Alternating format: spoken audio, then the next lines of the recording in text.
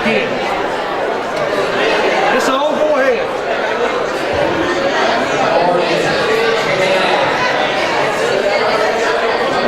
All right. Let's have some announcements. I know y'all are waiting with bated breath for that. The month of August is right around the corner, so everybody's going to have an August day. First of all, tonight we have the fellowship, which is not August day, so I'm not sure right to begin with. But we still need some more items. If you will get with Victor Corrugation, still got a few things you need people to bring. But we will have a fellowship, these sandwiches and games once again. Not the sandwiches, but the games once again afterwards tonight. Also, the Secret Sister deadline is August the 1st. See Christy Howard about that. The Children's Back to School Splash is August the 4th. See Debbie Sutton about that. We have a shower coming up August the 5th for Andrew and Catherine. And they're registered at Johnson's store. Wednesday, August the 7th, we have the food bank. We still need some volunteers. August the 8th, they start back choir practice on Wednesday night. So y'all come up here and join the choir, and let's start back choir practice. We have a luncheon honoring, I don't know, Louise. On August the 12th, immediately after, so y'all make August the 12th after the Sunday service. So y'all, the AM service, y'all make plans for that. On August the 25th, there's a Barber Baptist Association has a presentation. Registration is August the 13th. And the Crisis Pregnancy Center, or I reckon it's called the Pregnancy Resource Center, has a 20th anniversary coming up. Hard to believe it's 20 years. So that's August the 16th when that happens. Also, Wednesday night, we start back with the suppers. That starts this Wednesday night. Price is going up to $4, so that's still the best deal in town. They can't get that anywhere. Kids camp will be shared tonight, so kids and parents, make sure y'all put that on y'all's agenda. Good? All right. Let's have a word of prayer. Jesus, thank you so much for this day you've given us to come and just join together as we worship and praise you. Father, I pray that we make you happy. I pray that we are attentive to what you want us to hear. Father, help us to have open hearts and open minds as we come together just to praise the King of Kings and the Lord of Lords. All this I pray in your name. Amen. Good morning, everybody. I hope we worship the Lord today in spirit and truth. From God comes all the blessing, right? Well, we'll praise him today and we'll shout his name. Am I correct? Amen.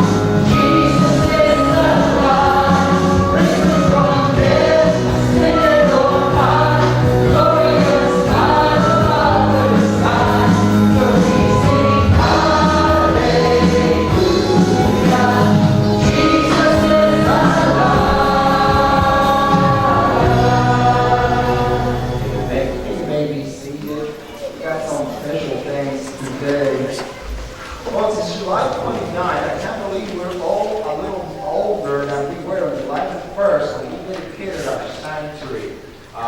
So, hey, we got 1 month left to see Jesus.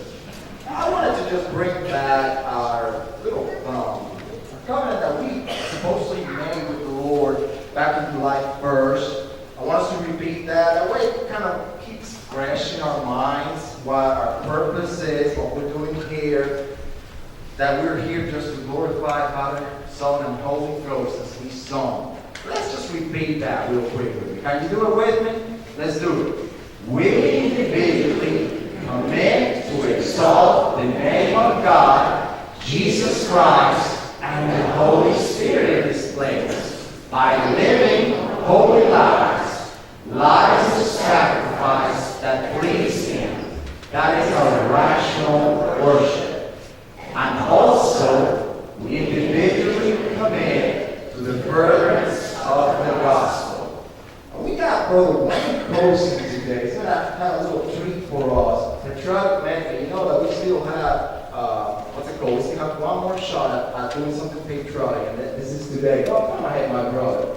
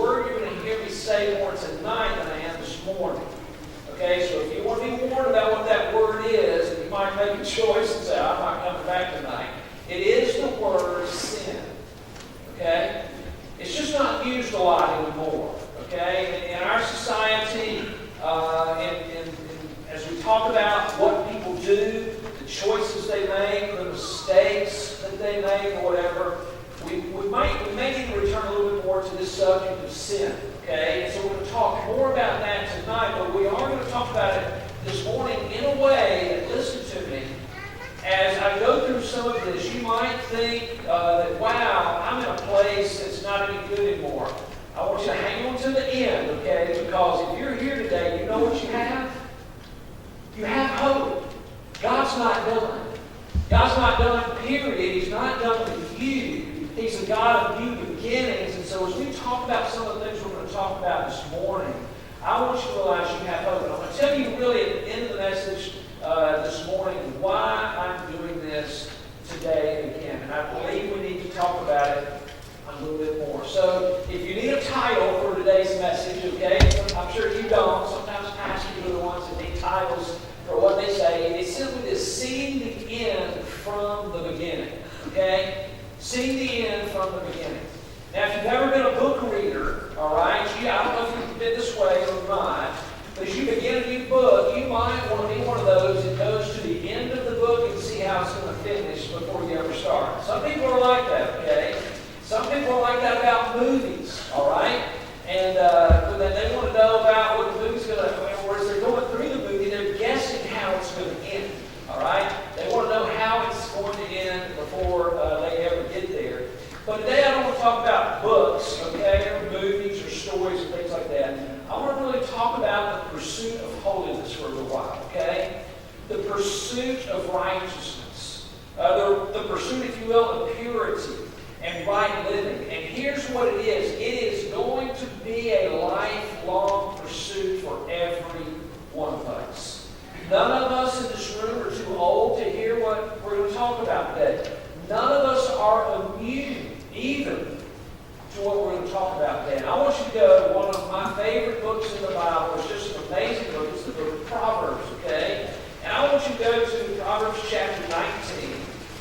You could probably pick out other verses, but I picked out a verse here that we're going to talk about, and I really want to address one word today, as it's going to be kind of the platform of which we talk about. But this verse could very well be a summary, if you will, of the book of Proverbs. Now again, I know there's others that could be that same summary, but this is a great one. Okay, so if you have found Proverbs chapter 19, won't you stand? We'll just read this one verse, then we're going to pray, and then I'm going to spend a few moments talking about this with you this morning. Proverbs chapter 19, if you have found that, look at verse number 20. Listen to advice and accept instruction, and in the end you will be wise. Let's look at that again. Why don't you read it with me? Listen to advice and accept instruction, and in the end you will be wise. Let's pray together. Our Heavenly Father, we thank you today so much for what we've already experienced in song and worship, Lord, and praise. And Father, as we look now at your word, I thank you very much for the power that is found in your written word that you've given to us. And Lord, you've given us great thought this morning already with these simple words: listen to advice. You have commanded us to accept instruction. Lord, those two things right there in Proverbs 19:20 requires humility on our parts.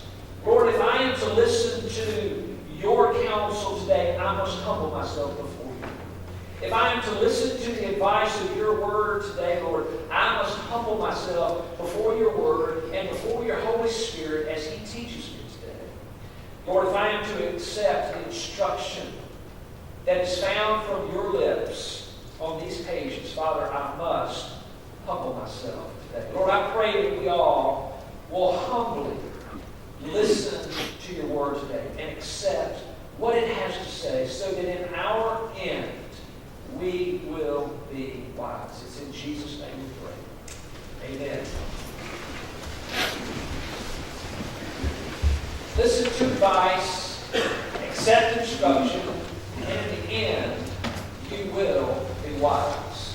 One verse, and I want you to look at one word, and I want to begin to talk about this word, especially out of the Hebrew in which it is given to us today, and that is the word end. Okay? E-N-D. When you listen to advice and you accept instruction, in your end, you will be wise. Now, as I pulled out my notes on this word, I don't know if my wife still remember me speaking on this before, but I have. It's been a long time since I brought this up, but it's a neat word just because of how you can pronounce it in the Hebrew. And it's the word akarit, okay? I know that blesses you and it makes you think I'm a really smart man, but you know what? You can find that yourself. I'm not that smart. I have a friend of mine who's really an expert in Hebrew, and I can remember him taking notes. He will take notes in Hebrew.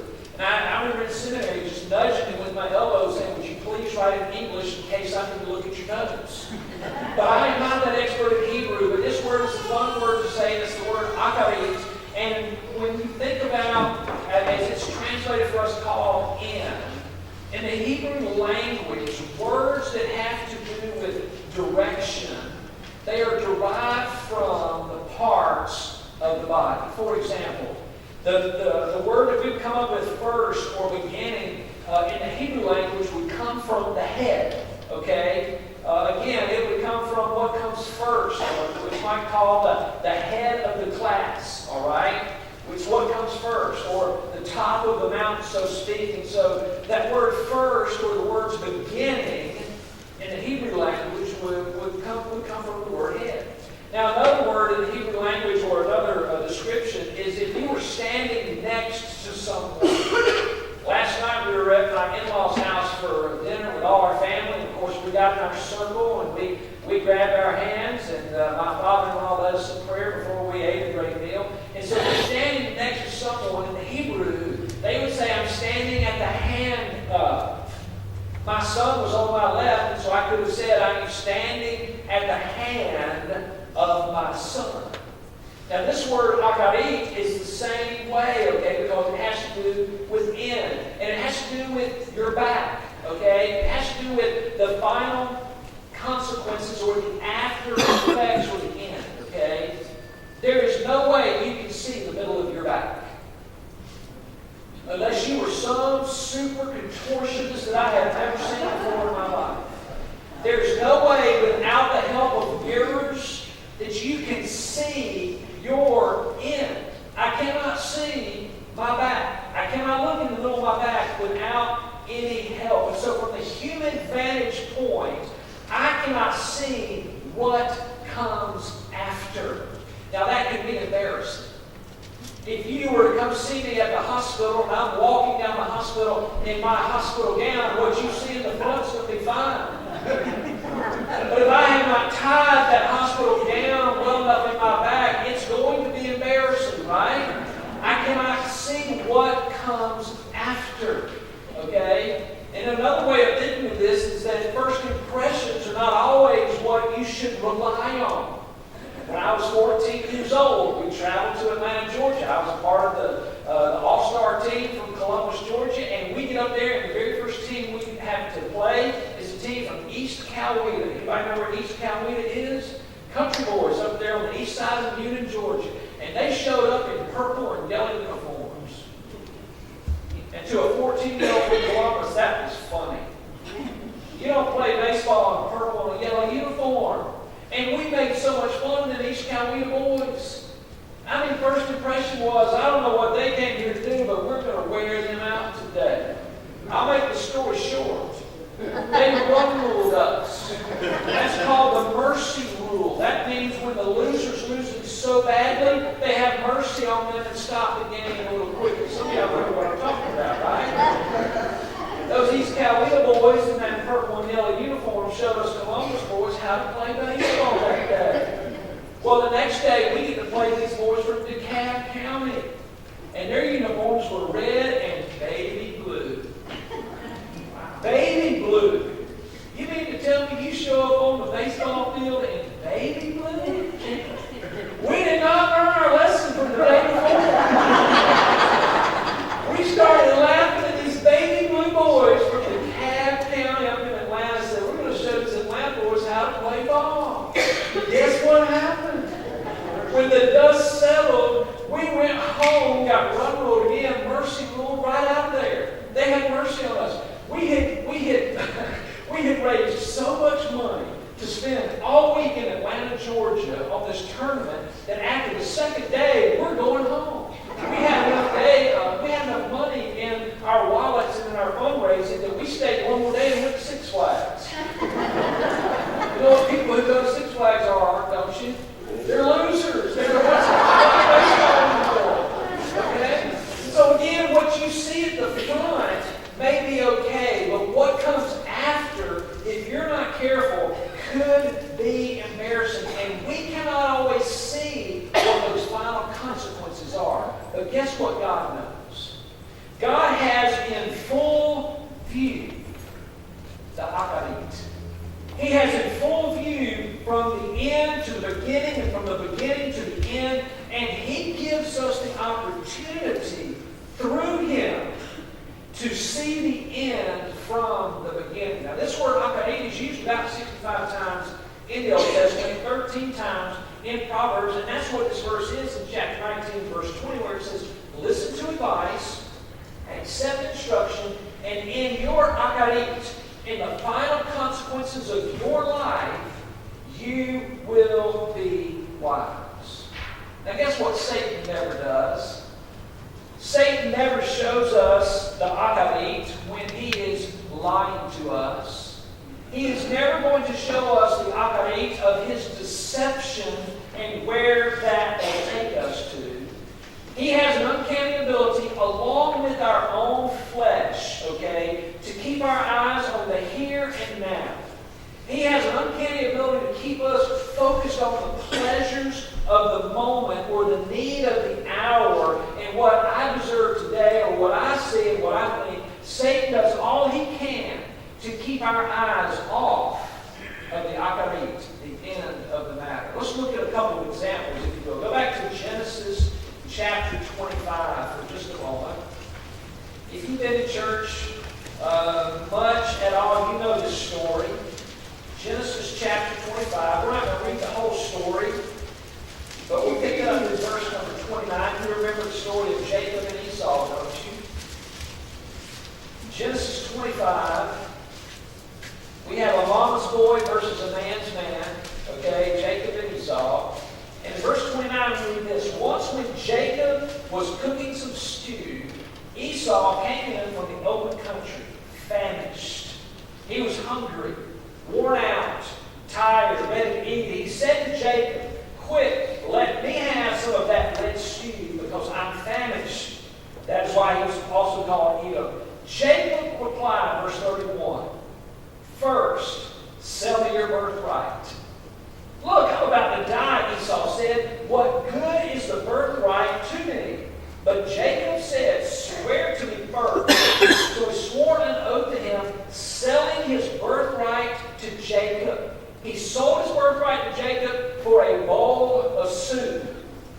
And then it says, Jacob gave Esau some bread and some lentil stew. He ate and drank and then got up and left. So Esau despised his birthright. Now, if you want to look at one more thing about the story, go to Hebrews chapter 12. Go all the way to the other end of the Scripture. Hebrews chapter 12.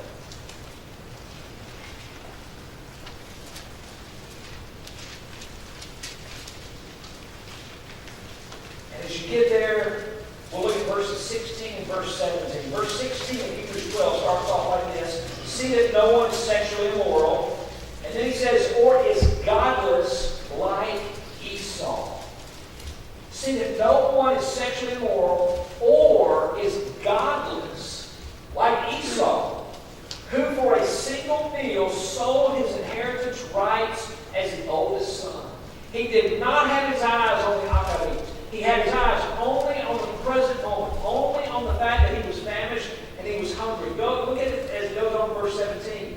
Afterward it says, as you know, when he wanted to inherit this blessing, he was rejected. He could bring about no change of mind, though he sought the blessing with what? With tears. In other words, as much as Esau wanted the blessing, he was not going to get it. No matter how much he wept, no matter how much he cried, no matter how many tears were shed, the decision was made.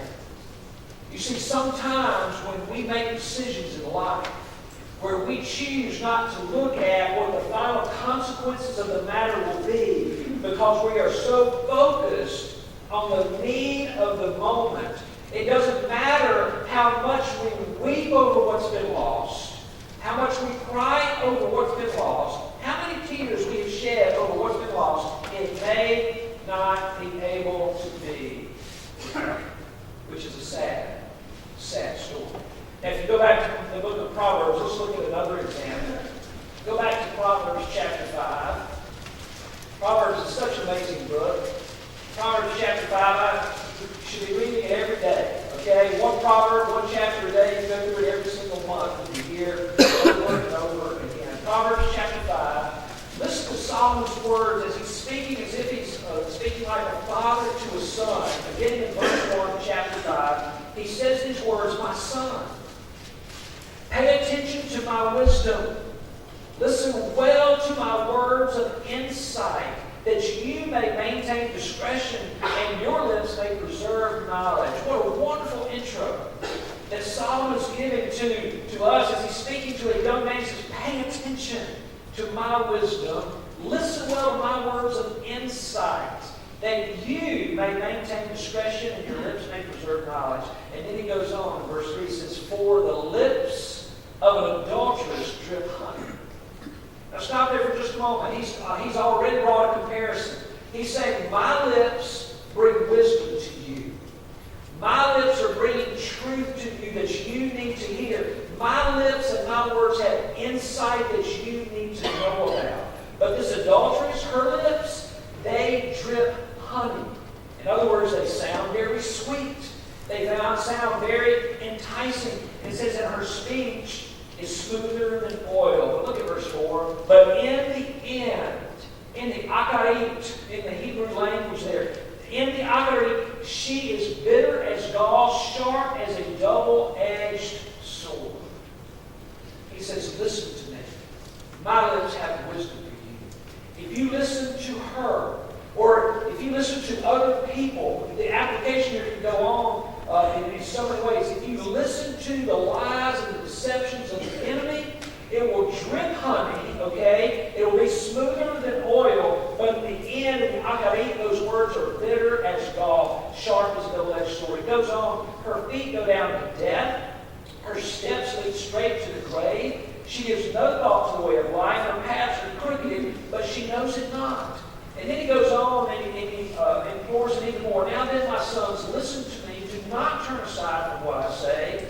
Keep to a path far from her. Do not go near the door of her house, lest you give your best strength to others and your years to one who is cruel.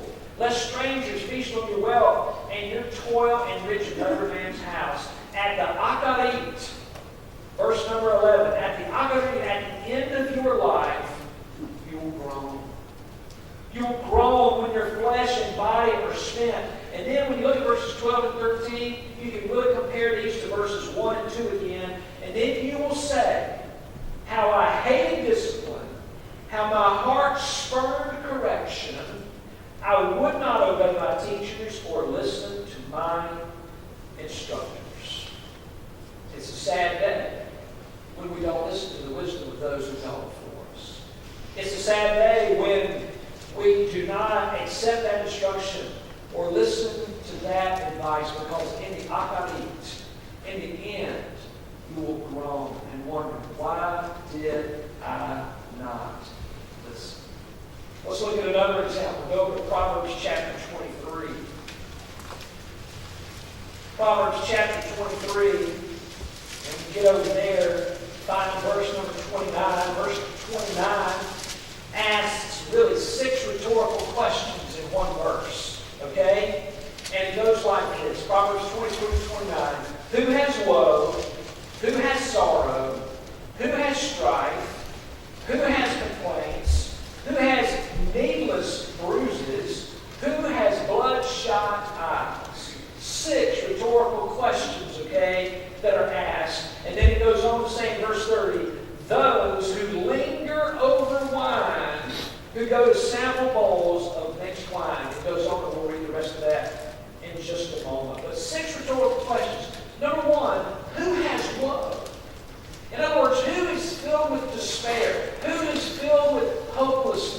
It is those who linger long over wine. Did you know that in suicide attempts, more than 40% of suicide attempts are alcohol related? When they are filled with despair, when they are filled with hopelessness, who has woe? It is a natural consequence when you put those two together that they are ready to say, I have no more hope left. I'm ready to end everything. Who has woe? Number two, who has sorrow? And this word sorrow is really an exclamation of pain. You know what kind of pain this is? It is that internal pain. The sorrow that accompanies what life does to us so many times. So who has this kind of sorrow? Who has this kind of woe? It is that one that has this inner pain that lingers long over the wine. Number three, who has strife? I think you already know what this word means, but it's connected to broken relationships. Who has such strife in their relationships? Filled with arguments, filled with hurt, filled with anger, being torn apart. Who has these things? It is those who linger long. Who has woe? Who is filled with hopelessness? Who is filled with inner pain? Who is filled with this strife? Number four, who has complaints? And this word complaints has to deal with the problems and difficulties associated with such a thing. You know, there's all kinds of problems and difficulties associated with those who do not handle alcohol the way they should. And that's things like DUIs, a loss of a license, a loss of a job, all these other things that come along with some of the decisions that you have made. Who has woe? Who has sorrow? Who has strife? Who has complaints? And then he says, who has needless bruises? Okay? We all get bruised up in life, don't we? We all get bruised up whether we're outside doing work, or sometimes life just bruises us. But I love the fact that it says, who has needless bruises? It is these who have lingered way too long over wine. They cause themselves bodily injury, and then they wake up the next morning and they go, oh, what did I do? Why do I hurt there so bad? It's because they can't even remember. And then he finally says, who has bloodshot eyes? Who has dull senses? Who does not even have the ability to think straight anymore? Look there beginning in verse 30. And it answers these questions when it says, those who linger over wine, who go to sample bowls of mixed wine. And then he tells us, do not gaze at wine when it is red, when it sparkles in the cup, when it goes down smoothly. In the akarit, verse 32, in the end, it bites like a snake, poisons like a viper. Your eyes will see strange sights. Your mind imagine confusing things. You'll be like one sleeping on the high seas, lying on top of the rigging. They hit me, you will say, but I am not hurt. They beat me up, but I don't feel it. When will I wake up so I can find another dream? I'm just giving you some examples here. Number one, we have Esau, who could not see past his own flesh, his own hunger, where he says he just despised his birthright. He said, man, who cares about that? I just want a bowl of soup. Give it to me. And then we also see that in the world of sexual immorality, how quickly we can be enticed out of Proverbs chapter 5 if we do not take a look and see the end from the beginning and say, you know what? She sounds good. It sounds nice. It's very enticing. But you know what? Here I am. I'm enjoying life. But if I go down that path and I see the end from the beginning, then my life's just going to go be blown up. And then this example with alcohol, all the different processes, it just doesn't matter. All the lies of the enemy are lies of destruction. And sin's results will never live up to its promises. Now, why do I share some of these things with you today? Why? And again, these are just three examples. One being Esau, another being sexual immorality, another being alcohol abuse. It's this. If you'll go to 2 Corinthians, go to 2 Corinthians chapter 11.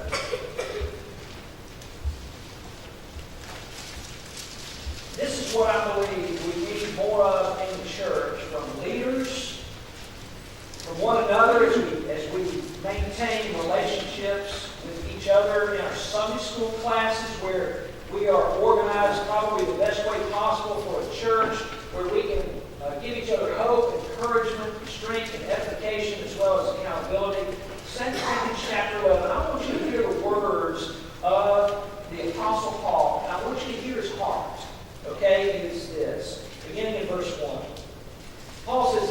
hope you'll put up with a little of my foolishness. But you're already doing that. And then he says, I am jealous for you with a godly jealousy, the good kind of jealousy, okay? Not the envy that is bad, but the good kind of godly jealousy.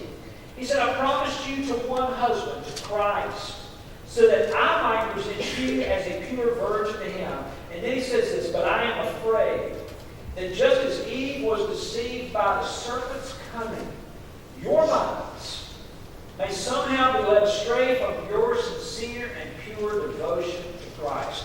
You need to underline those last words there. He is afraid that because of Satan's ability, the serpent's coming, that your minds may somehow be led astray from this sincere and pure devotion to Christ.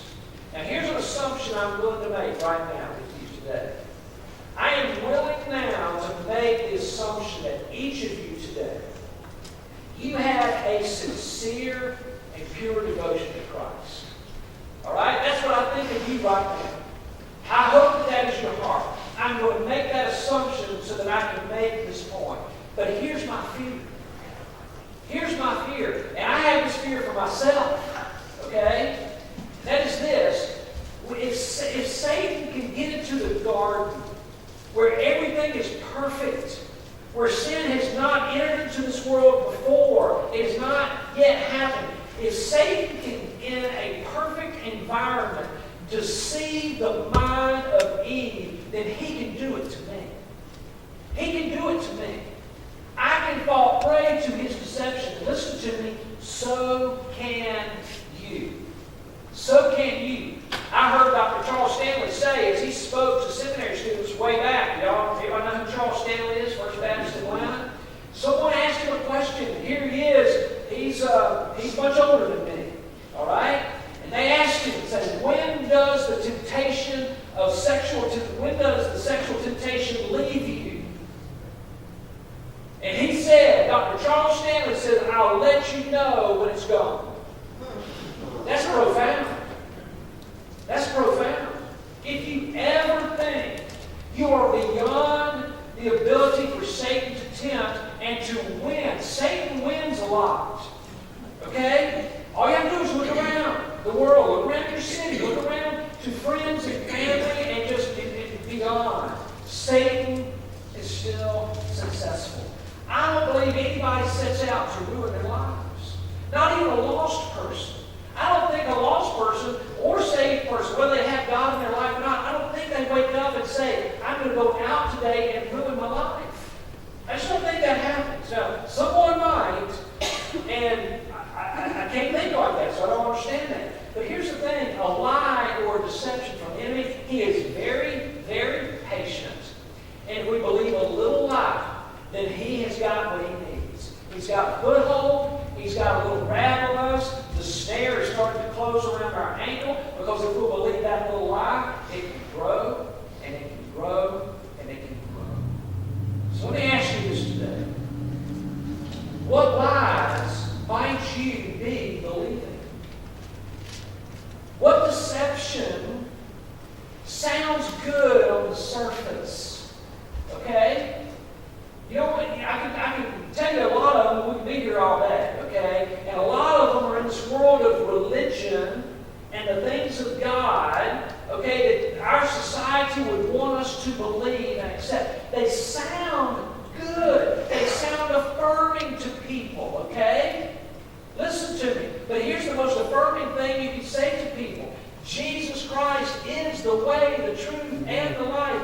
Nobody goes to the Father but by Him. That's the most affirming thing you could ever tell anybody. It is not bigotry. You are not a bigot to tell people this is the truth. And so, again, I think that one of the reasons why, and I don't want to get off too much because we can go way too long here, but the reason why our society and our culture is the way it is, it's not because evil is winning. It's because the people of God are buying into some things and we are kind of backing off going, okay, that sounds good. It's not good if it's not from the Scripture. We cannot bargain with the enemy. We cannot bargain with other people. We must stand on the truth. We've got to see the end from the beginning and realize in the I got Eve here, we're in trouble as a nation, not because of evil, but because of godly men and women in churches not doing anything about the Akarites. We're not worried about the embarrassing end of it all. And if we're not careful, we're going to lose that. We're allowing ourselves to be shaped. We say things as we let our guard down, like it's just not that bad. But listen to me, Satan plays for keeps. It's not a game to Satan.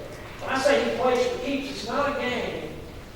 It is real for him. He is battling for your soul. He's battling for the soul of our country.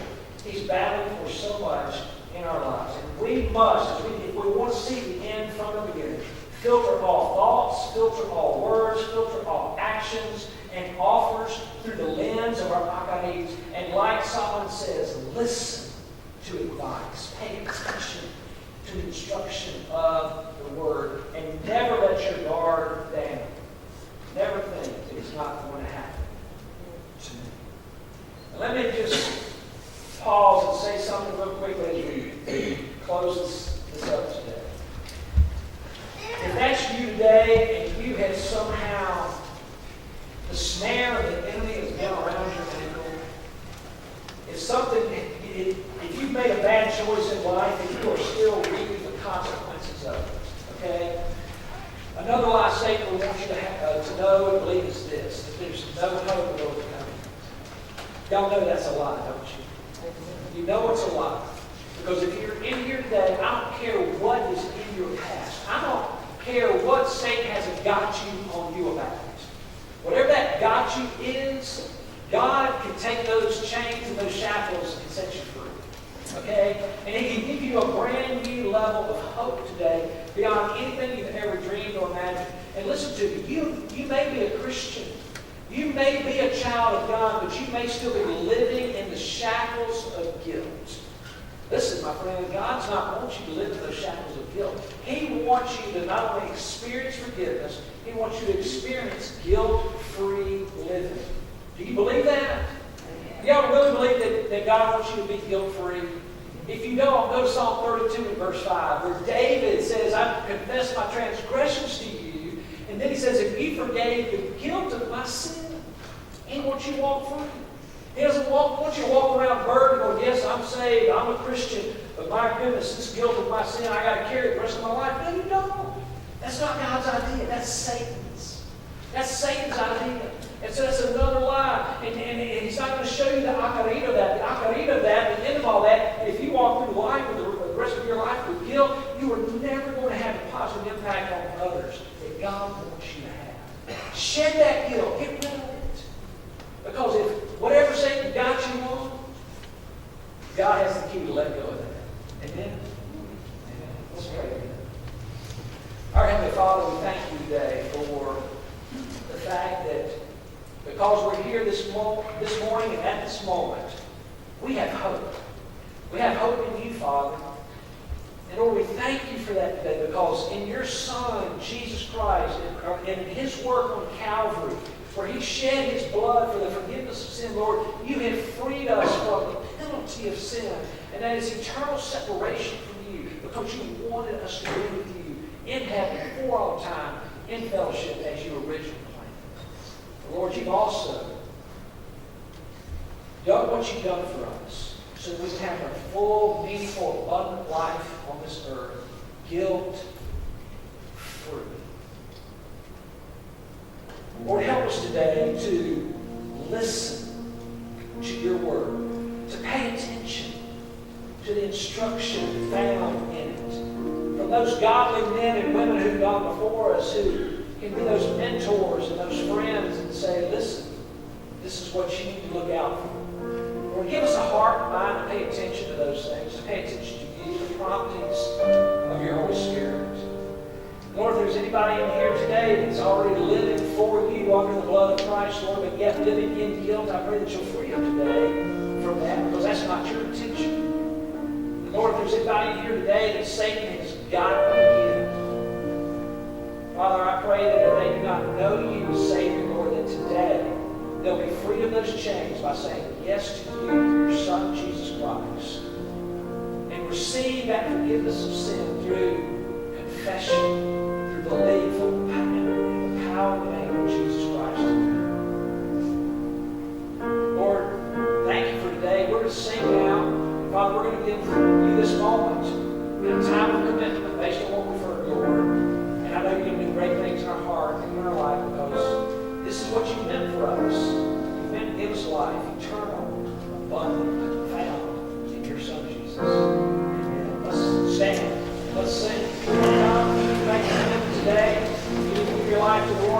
way down here.